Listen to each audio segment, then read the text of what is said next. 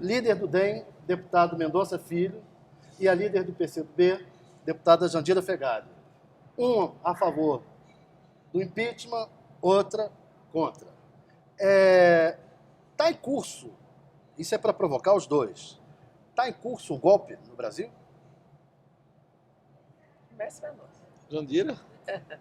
Bom, primeiro, acho que a pauta do impeachment ela não é muito adequada, né? Porque eu não quero considerar que isso vai acontecer no Brasil. Há, sim, uma escalada golpista, na minha opinião, de fato ela existe, e muito articulada entre alguns setores de partido, porque os partidos não estão unificados nessa posição, setores de partidos com setores das estruturas do Estado brasileiro.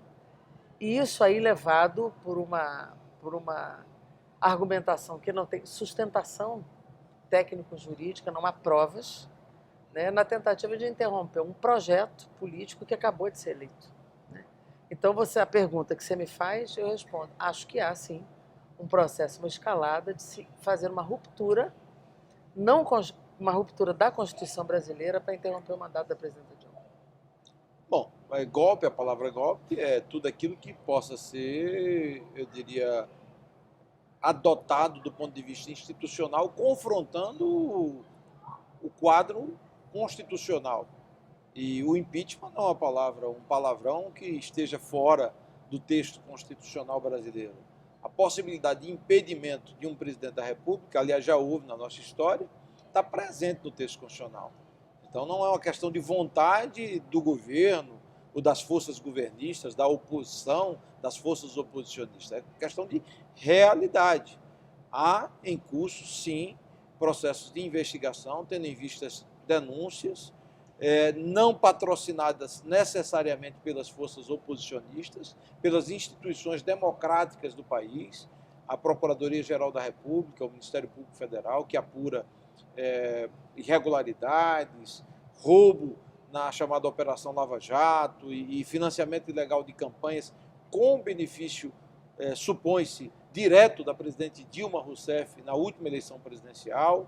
Apura-se no TCU, Tribunal de Contas da União, que é uma corte de contas vinculada ao Congresso Nacional, independente e apartidária, o advento das chamadas pedaladas fiscais, mais de 40 bilhões de reais que o governo Dilma, no último mandato, deixou de pagar, financiou indevidamente ao arrepio e passando por cima da lei de responsabilidade fiscal no ano, principalmente de 2014, para ganhar a sua reeleição, para vencer a sua reeleição.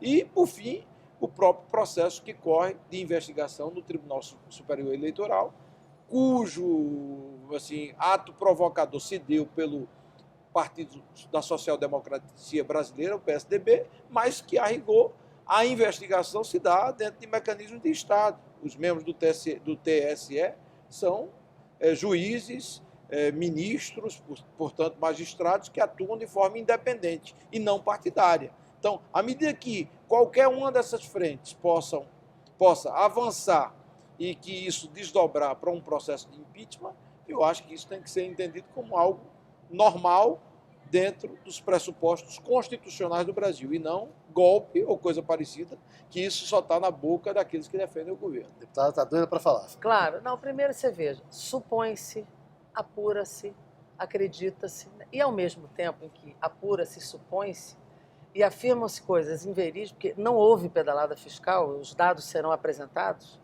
né? Não há nenhuma base de tentação para se falar em quebra de lei de responsabilidade fiscal ou crime de responsabilidade fiscal. Toda a metodologia usada pelo governo já é usada há 25 anos, porque o Senado deixou de regulamentar a relação Estado-bancos públicos, então a metodologia é do Banco Central. Isso é usado desde 1991 e depois da LRF há 14 anos. Todos os governos usaram a mesma metodologia, inclusive o governo Fernando Henrique Cardoso. Então, afirmam-se que tudo vira verdade. Goebbels, do nazismo, fez escola. As pessoas repetem para virar verdade na sociedade.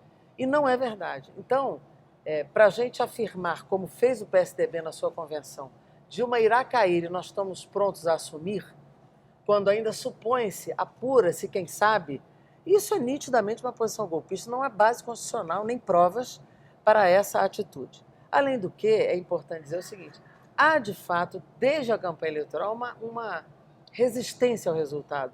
Nunca o PSDB aceitou essa derrota, nunca. Entrou primeiro querendo recontar voto, depois entrou com novos processos, faz uma oposição, na minha opinião, irresponsável com o Brasil, totalmente. Inclusive nega o que já apoiou anteriormente, né? E vai caminhando numa escalada articulada, porque eu não consigo acreditar que uma investigação séria, um juiz de primeira instância, ultrapasse a competência do Supremo Tribunal Federal.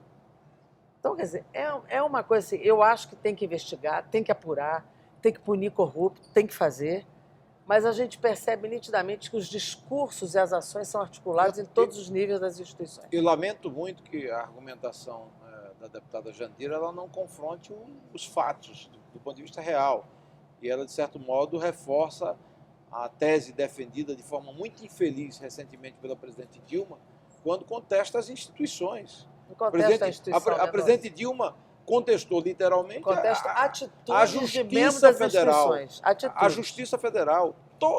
Todas as homologações das chamadas delações premiadas se deram na primeira instância, num número reduzido, e na maior parte das delações com a homologação do Supremo Tribunal Federal, através de um ministro, Teori Zavascki, que, por acaso, foi nomeado pelos governos do próprio Partido dos Trabalhadores. Ou seja, o judiciário funciona de forma independente. Não é vontade da oposição, não é desejo da oposição. Vontade, evidentemente, e mobilização popular exige-se e se tem quando de discussão do impeachment, porque o processo político ele tem uma reverberação natural nas ruas. E se porventura fosse só e somente pela mobilização popular, ela já tinha caído, porque o apoio hoje que a presidente Dilma tem é de 9%. Então ela perdeu a popularidade e perdeu a credibilidade. Você falou das ruas. As oposições estão esperando para agosto uma manifestações nas ruas,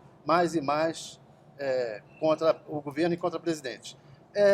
Por outro lado, Lula, o PT, acho que o PCdoB também, estão dispostos a chamar as entidades da sociedade civil, tipo MST, CUT, etc., para o enfrentamento. Vocês não têm medo que vire uma Venezuela, isso aqui, metade da população nas ruas de um lado, metade do outro, que esse enfrentamento crie...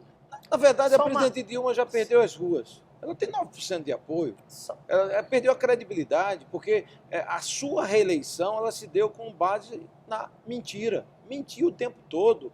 Promessas que foram desmanchadas, tirou direito de trabalhadores, retirando agora, postergando o pagamento de abono salarial, postergando o pagamento do seguro-desemprego, que antes se tinha acesso com 6 meses, reduzindo o acesso à pensão integral e à pensão por parte de pensionistas brasileiras. Essa foi a política. A inflação fora de controle, a recessão plena e o desemprego, infelizmente, explodindo, com mais de 1 milhão de desempregados, se estima, só para esse ano de 2015. Esse é o quadro econômico que eu diria, de certo modo, misturado a um quadro ético bastante grave, tendo em vista as delações e a repercussão da Operação Lava Jato. Deixa eu só primeiro colocar uma questão. Primeiro, eu não estou questionando as instituições. Estou questionando atitudes de membros das instituições, que me parecem muitas vezes atuar muito mais politicamente do que jurídica e tecnicamente. Essa é uma primeira questão para corrigir, porque o deputado Mendonça botou na minha boca o que eu não disse. Segundo, não houve uma eleição em cima da mentira. Houve uma eleição, um processo eleitoral em que o quadro econômico muda e vira a arrecadação de outubro para novembro.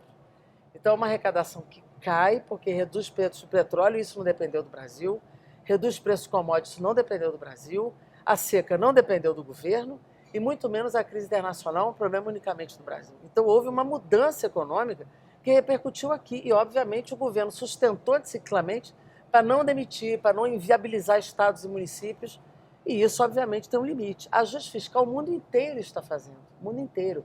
Até acho que o ajuste fiscal devia ser maior para cima das grandes fortunas, para cima de dívida ativa, ITR que não é pago nesse país, dono de agronegócio não paga imposto. Então, eu acho que o ajuste de fato ele devia estender-se para o andar de cima. Se vai ter enfrentamento. Eu vou falar. Agora, no entanto, é o seguinte, as ruas, diferentemente do que coloca o deputado Mendonça, elas são contra a política. É óbvio que há insatisfações no governo, num momento de crise econômica geral, em que o Brasil cresce de fato uma inflação que é sazonal, cresce a conta de energia que também é sazonal, e tem desemprego, porque o Lava Jato também gera desemprego, paralisia de investimentos da Petrobras, é óbvio que isso gera insatisfação. E o chamado que a grande mídia faz de manhã, de tarde, de noite, de madrugada, também forma opinião, não tem uma dúvida. A mídia não é isenta, a grande mídia, ela tem parcialidade, né? Então, assim, quando esse povo vai para a rua, nem a oposição consegue falar nos atos. São atos, inclusive, que se manifestam em parte por insatisfação, mas em parte por um jogo absolutamente profissional e apostando na não política.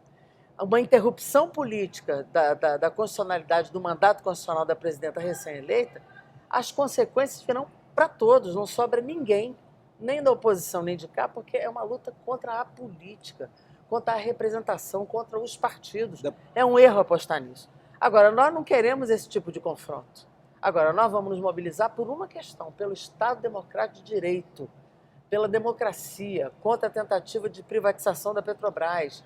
Nós vamos nos movimentar pelo Estado Democrático de Direito e nisso cabe, inclusive, gente da oposição que não tem uma visão golpista do processo político. Thales, tanto foi mentirosa a campanha da presidente Dilma que 3 dias depois de reeleita presidente da República, ela autorizou o Banco Central a elevar a taxa de juros. E de lá para cá, o juro veio subindo e também asfixiando a classe média, o trabalhador e, sobretudo, o setor produtivo que gera empregos. A inflação explodiu, está batendo quase 10%. Em alguns estados já bateu, em cidades já bateu 10%, corroendo o poder de compra do trabalhador, o desemprego campeando. Esse é o quadro econômico da presidente Dilma que pintou um quadro completamente diferente da eleição. Me lembro muito bem, e você que está em casa nos assistindo e acompanhando aí do seu trabalho, ou na universidade, sabe o seguinte, foi Dilma que se meteu num emaranhado de recessão, crise econômica, dificuldade e mais corrupção, tendo como centro principal a Petrobras, que foi literalmente destruída pelo governo. Mas o senhor não falou das ruas. Desculpe, ela falou... Não, vai ter enfrentamento? O senhor não tem medo sei, que isso aqui vire uma Venezuela as ruas com metade da população As brigando? ruas não são comandadas pelas forças de oposição, é uma movimentação espontânea da população, indignada, insatisfeita pelas mentiras ditas durante a campanha política, o estelionato eleitoral de um lado, a crise ética e a corrupção que tomou conta da gestão Dilma e do PT, e, evidentemente, um momento político de falta de rumo, falta de direção. O Brasil quer recuperar a esperança. Infelizmente, hoje não tem mais esperança com relação ao futuro. Gente, vamos finalizar? Primeiro, vou fechar. Primeiro é o seguinte, rua não tem nada de espontâneo. Isso não existe. MBL, financiamento internacional, coisas profissionais, carros de som carésimo, mesmo material de propaganda no Brasil inteiro. Não tem nada de espontâneo nisso. Algumas pessoas aderem, mas não tem nada de espontâneo. Segundo, o governo, apesar de toda a crise internacional, ele manteve o maior plano safra que o Brasil já teve, que saiu agora, o plano de logística de 200 bilhões de reais, mantendo Minha Casa Minha Vida, mantendo programas sociais. Os direitos dos trabalhadores não foram retirados, eles tiveram uma limitação no tempo e transitório, agora soltou um programa de proteção ao emprego. Também sou contra o aumento de juros, acho que isso é contracionista, também sou contra, mas isso também precisa ser transitório, como a inflação também é transitória. Então, acho que não dá para chamar isso de estelionato eleitoral, que nenhum programa social foi suspenso, nem tampouco os investimentos para aumentar o crescimento e desenvolvimento econômico. Portanto, assim, é muito forçado dizer isso. Nós vamos continuar defendendo o mandato constitucional da Dilma, vamos continuar defendendo que esse projeto tenha continuidade e, essencialmente, a democracia e o Estado Democrático de Direito. Bem, você chega à sua conclusão.